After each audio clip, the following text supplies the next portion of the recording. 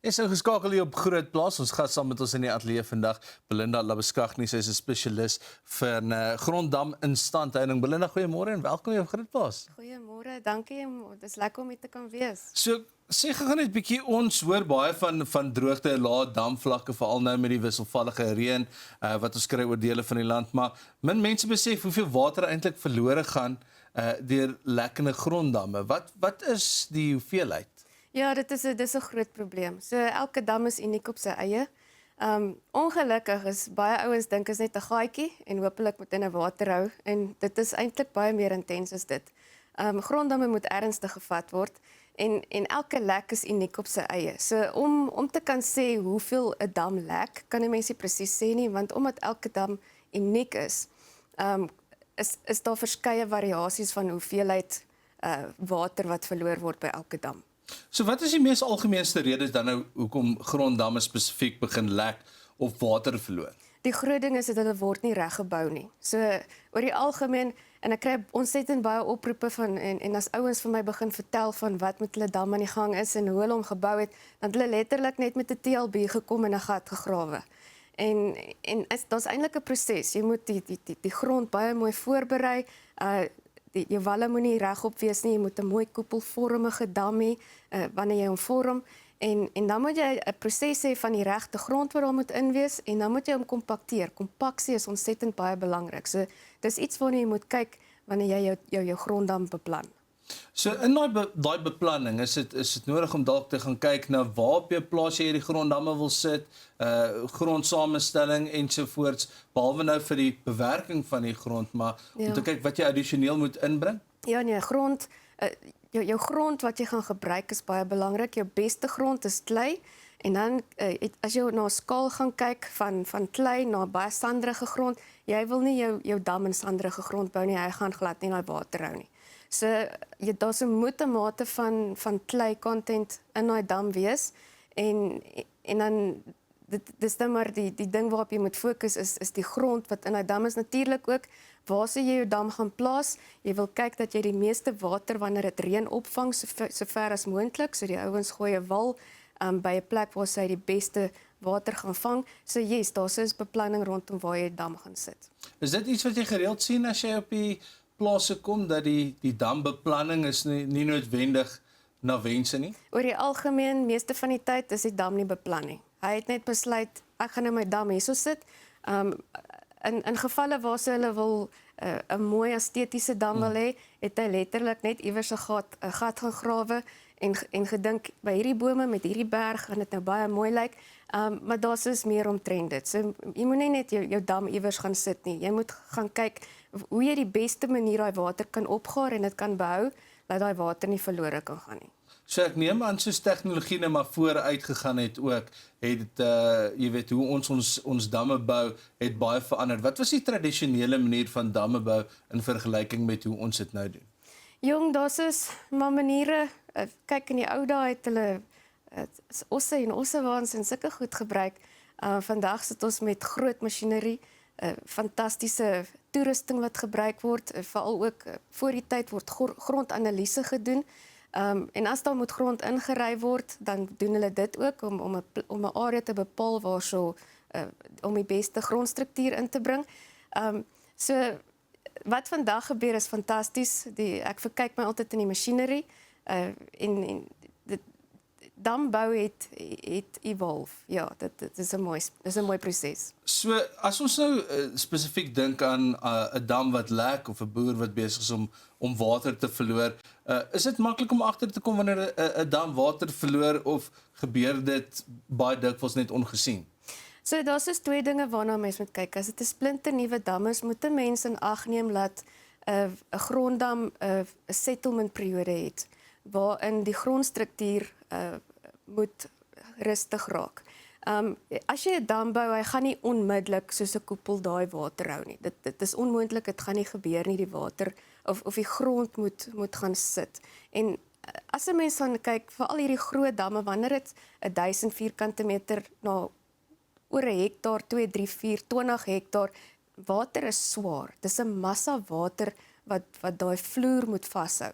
So 'n mens moet regtig kyk jy weet nou hoe jy daai vloer gaan vorm, laat jy kompaksie het. Daar so kompaksie is ontsettend baie belangrik. Die ouens kompakteer nie die vloer nie. Hulle het die gewoonte om met 'n trekker, dan sê hulle vir my ek het my damvloer met 'n trekker gekompakteer. 'n Trekker is eintlik ontwerp om nie jou lande te kompakteer nie. So hy gaan nie jou damvloer kompakteer nie. So kry jy maar die regte toerusting. 'n Mens kan dit gaan inhuur by verskeie plekke. Mens hoef nie noodwendig die toerusting te gaan koop nie en gaan kompakteer daai vloer, laat daai damvloer die water behou. Belinda, ons gaan nou weer terug wees met jou. Dis ons gas vanoggend op Grootplaas, Belinda Labuschagne. Sy is 'n spesialis in gronddam instandhouding. Nou eers tyd vir die Grootplaas kalender.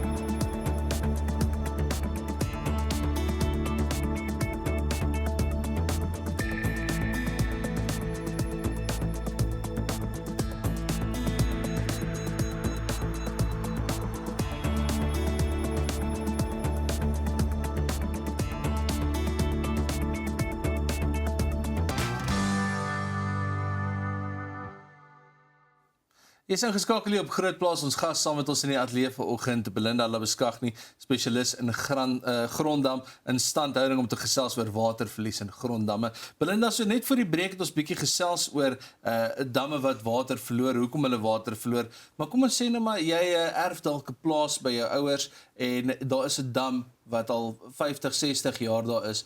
Mens dink hy sal gesettel teen daai tyd. Kan so 'n dam nog steeds waterverlies hê? Ja, soos wat 'n nuwe dam nou sy intreefase het, is 'n dam wat nou ouer word en ouer is, kry hy nou weer sy probleme. So dan gebeur die verouderingsproses nou weer. So daar gebeur, omdat water ontsettend baie swaar is, gebeur daar so dan nou weer erosie op 'n ander manier. So hy vreet tog, soos wat die seisoene verander, jy het winter en somer, die reën hou op, die reën kom weer, die dam word leeg, dan word hy weer vol en al daai goed eis maar sy tol op 'n gronddam. Onthou, gronddam sit in die natuur.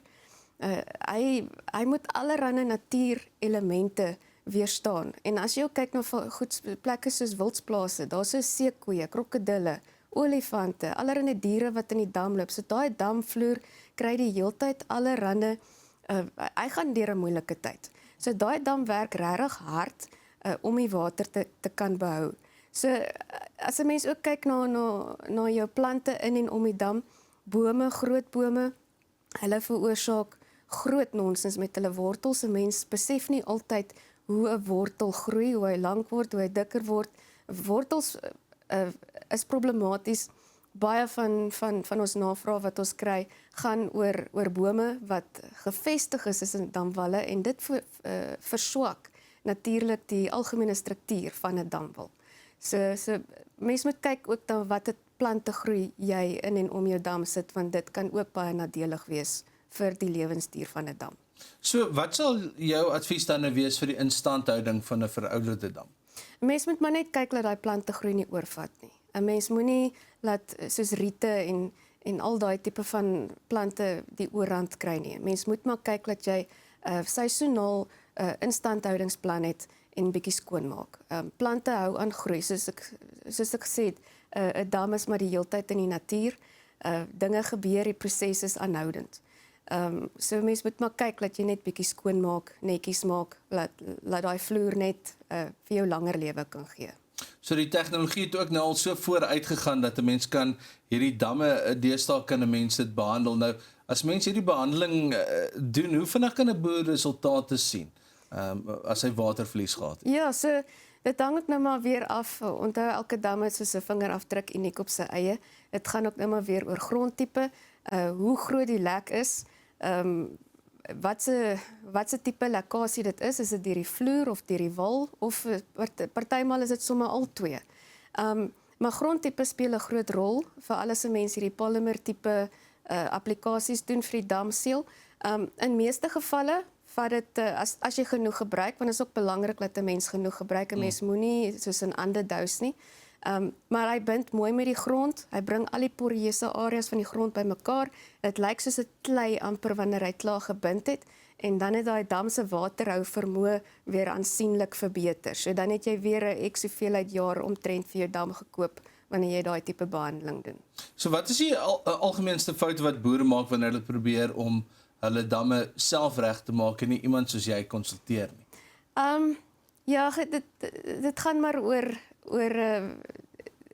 die kennis wat 'n mens nie het nie. Soos ek aangedui het vroeër, jy dink is net 'n gaatjie in 'n grond, maar dit is nie so eenvoudig nie.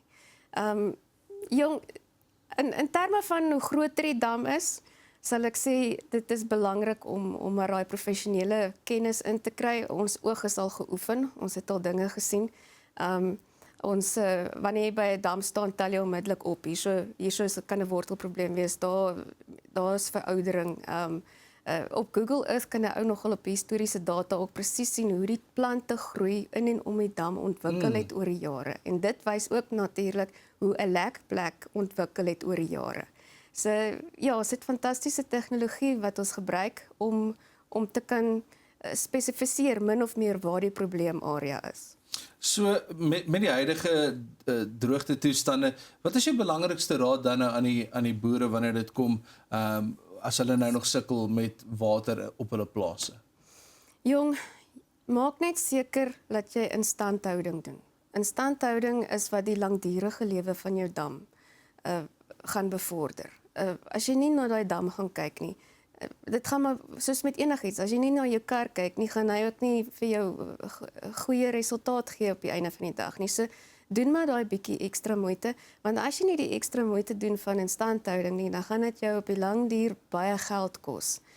Soos byvoorbeeld 'n boom wat se wortels nou heeltemal oorgevat het in 'n damwal. Daai damwal gaan ingee op 'n stadium en dan beteken dit jy moet eintlik daai dam van voor af bou.